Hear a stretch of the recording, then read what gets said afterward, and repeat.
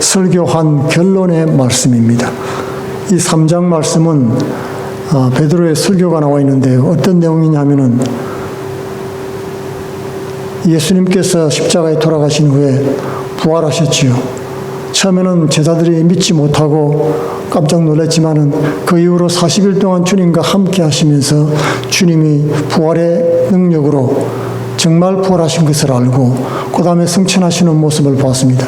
그리고 주님께서 약속하신 대로 마가 다락방에 들어가서 주야로 하나님 앞에 기도하면서 약속하신 것을 기다렸죠. 그리고 오순절날에 대임하자 하늘에서 성령이 불같이 그들에게 임했습니다. 불같이 바람같이 임해서 그들은 전부 성령 충만함을 입고 뛰어나가서 하늘에 하나님을 찬양하고 복음을 증거하는 역사가 나타났던 것입니다. 그래서 전국 방방곡곡에서 명절을 지키기 위해서 왔던 유대인들이 그 모양을 보고 너무 놀랐습니다. 우리가 난곳 방언으로 이 사람들이 하는 하나님을 높이고 설교하는 내용을 듣고 이게 도대체 어쩐 일이냐고 물었었죠. 그때 예수 그리스도를 복음을 전하자 3,000명, 5,000명 되는 수많은 사람이 하나님 앞에 나왔고 예수를 믿었습니다. 그래서 초대교회가 탄생이 되고 교회는 놀랍게 부흥했죠. 사람들이 아침 저녁으로 모여서 하나님 말씀을 듣고 찬송을 하고 찬미의 시를 읊고 하는 그런 놀라운 은혜 가운데 있을 때 사도 베드로가 제9시의 기도 시간에 성전으로 기도하러 올라갔습니다. 기도하러 올라갈 때 성전 미문에 사람들이 날마다 안진뱅이 한 사람을 메고 와서 놓아두는데 그러면 거기서 구걸을 했지요. 이 안진뱅이가 사도 베드로와 요한이 무언가 줄까 해서 주목해서 볼 때 베드로가 그때 말했습니다. 은과 금은 내게 없거니와 내게 있는 것으로 내게 주노니 곧 나사렛 예수 이름으로 일어나 걸으라고 하면서 손을 잡고 일으키자 발과 발목에 힘을 얻고 뛰어다니면서 걷기도 하고 뛰기도 하면서 하나님을 찬양했습니다. 그 놀라운 모습을 봤죠. 왜냐하면 이 안진뱅이는 유명한 사람이었습니다. 거지로 유명했습니다.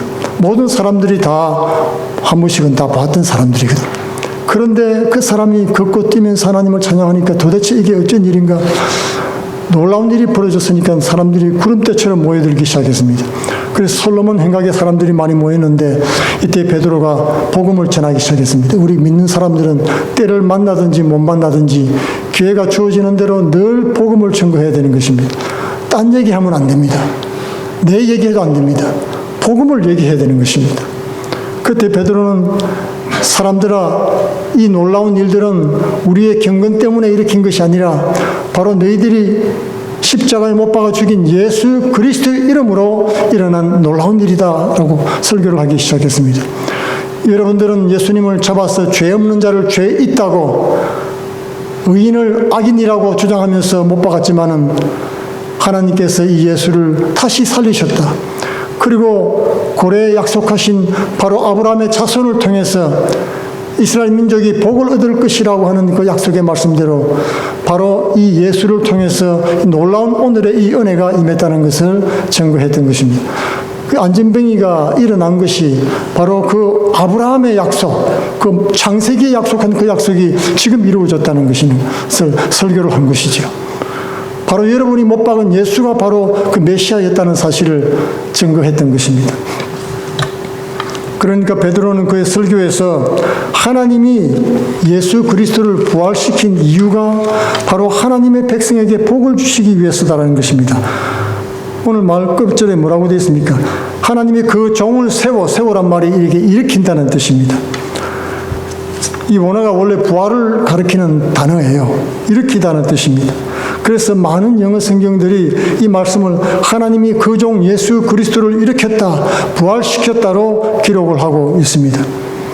예수 그리스도의 부활이 하나님 자녀들에게 복을 주시기 위한 것이란 사실을 말씀해 주고 있는 것입니다. 우리는 보통 예수 그리스도 하면 영적인 복, 주님이 십자가에 죽고 살아나심으로 우리는 영생을 얻었다, 그것만 사람들이 생각하기 쉽지 않습니까? 그런데 오늘 말씀에는 그 일을 통해서 전인적인 복이 바로 안진뱅이가 낳는 질병이 치유받는 복도 임했다는 것을 지금 말씀해 주고 있는 것입니다. 창세기 18장 8절 말씀처럼 천하 만민이 아브라함의 자손을 통해서 복을 받을 것이란 말이 이루어졌다는 것입니다. 이 우리가 복에 대해서 생각을 해볼 때 첫 번째로 성경은 이 복에 대해서 복을 무엇이라고, 복을 무슨 복이, 어떤 복이라고 말을 하고 있는지 우리가 생각을 해봐야 되는 것입니다. 보통 복은 성공하고 출세하고 하는 것을 복이라고 말을 하지요. 세상에 나가서 이름을 날리고 또 권세를 쥐고 부귀영화를 누리는 것을 복이라고 생각을 합니다. 가난하고 궁핍한 것을 복이라고 말하지는 않지요. 그러나 믿는 그리스도인들의 복의 개념은 하나님 말씀에서 나온 것입니다. 오늘 말씀에 나오지 않습니까? 마태복음의 산상설교를 봐도 복에 대해서 말씀하시죠. 또 누가복음의 평제설교를 봐도 복에 대해서 말씀하십니다. 한마디로 이 모든 것은 지복설교라고 할 수 있습니다. 복에 관한 설교를 하신 것입니다. 예수님이 말씀하시는 복은 영적인 복뿐만 아니라 육적인 복 모두를 가리키는 말씀이었던 것입니다. 예수님의 복음 사역을 봐도 그렇지요. 주님의 십자가에 죽으시는 사역은 우리의 생명을 살리고 영생을 주시는 복인 것입니다. 그리고 3년 반 동안에 백성들을 섬기는 공생애를 통해서는 가난한 자를 먹이셨지요. 병든 자, 약한 자들을 고치셨지요. 치료하시고, 그리고 죽음에서 살려내는 놀라운 사역을 하신 것입니다. 이 모든 예수님의 복은 전인적인 축복 사역이었다는 것을 알 수가 있습니다. 영적인, 육체적인 그런 복이었다는 것입니다. 그런데 우리가 성경을 보니까 이미 우리 자신이 복받은 사람이라고 말을 하고 있습니다. 오늘 본문 말씀에 이스라엘 백성은 하나님의 약속의 자손이기 때문에 예수님께서 가져오신 모든 복을 여러분들도 누리게 될 것이라고 설교를 했던 것입니다. 예수님을 못 박아 죽인 자들을 저주한 것이 아닙니다. 여러분들이 못 박아 죽였지만은 그분이 우리에게 주신 놀라운 복을 생각할 때 죄를 회개하고 돌아오면은 그 복을 누리게 된다는 것을 설교했던 것입니다. 아브라함에게 약속하신 것처럼 그는 복의 근원이 될 것이고 아브라함으로 인해서 천하 만민이 복을 얻게 될 것이라는 약속을 상기시켜 주었습니다. 근본적으로 하나님이 약속하신 복은 영혼 구령의 복뿐만 아니라 지상적인 복도 다 포함하고 있습니다. 그러므로 그리스도인의 전도 사역을 생각할 때 우리는 영혼 구령만 생각을 하지 말고 현실적인 복을 베풀고 전달해주는 그런 사역을 또한 함께 감당한다는 것을 생각해야 되는 것입니다. 그러니까 우리는 전도 사역이 복된 일이라는 것입니다. 나는 유대인이 아니니까 하나님께 복받을 길이 없다고 생각할 수 있겠지요. 그러나 성경은 예수 그리스도로 믿음으로 우리는 아브라함의 자손들이 됐다. 그리고 믿는 사람들은 누구나 하나님이 약속하신 복을 얻을 자격이 된다는 것입니다. 그래서 복음인 것입니다. 복된 소식입니다. 전도가 귀한 것은 바로 복을 전달하는 사업이기 때문에 그런 것입니다. 그러므로 우리는 복의 통로가 되는 것이지요. 복이 들어가고 나가는 곳은 복스럽습니다. 그렇지 않습니까? 베풀어 줄 복이 있다는 말은 들어온 복이 있다는 얘기입니다. 나누어주고 베풀어 주는 것은 기쁘고 즐거운 일입니다. 성도님들이 여러 가지 맛있는 또는 귀한 음식들을 이렇게 공개를 해 주었을 때 그걸 들고 성도들에게 나누어주러 가는데 발걸음이 가볍더라고요. 얼마나 기쁜지. 이게 뭔가를 좋은 것을 나누어 준다는 것은 복된 일인 것입니다. 그리스도의 부활을 통해서 예수 그리스도를 믿는 모든 성도들에게 영적인 복이 임했습니다. 그리고 이 땅에서 사는 동안 집과 전토를 100배나 받는 은혜의 복이 임했던 것입니다. 많은 사람들이 이해를 못할 때가 많습니다. 100배의 복을 내가 어디서 받았지? 그러나 오늘 말씀을 통해서 복이 들어오고 나가는 복의 통로가 아니면 이 100배의 물질적인 축복은 설명할 길이 없습니다. 만약 우리가 하나님이 원하시는 대로 복을 나누어주는 복의 전도자가 된다면 그 약속은 이루어지는 것입니다. 우리가 100배의 복을 못 누리는 것은 복의 전달자의 사명을 순종치 않았기 때문인 것입니다. 전도는 영적인 자녀를 낳는 것이죠. 식구가 늘어나는 것입니다. 그렇지 않습니까? 그리고 그 자녀들이 잘 되고 하나님의 복을 받고 번영하면 그것은 바로 나의 복이고 나의 번영인 것입니다.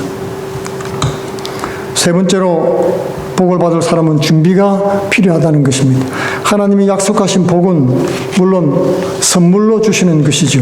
거저 주시는 은혜입니다. 그러나 아무나 받을 수가 없습니다.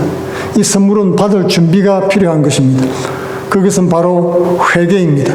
예수님의 십자가 사역을 통해서 죄사함의 문을 열어놓았으니까 악함을 버리고 하나님께 돌아와서 복을 받으라고 하는 것입니다.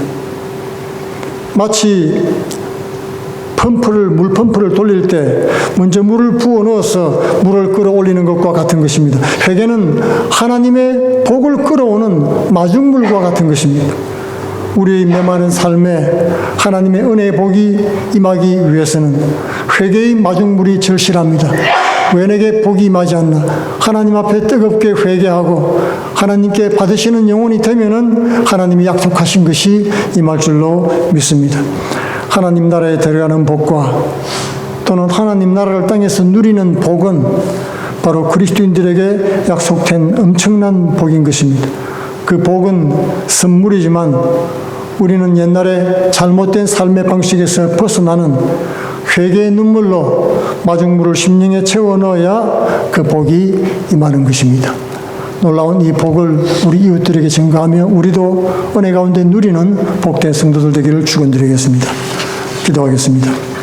고마우신 아버지 감사합니다.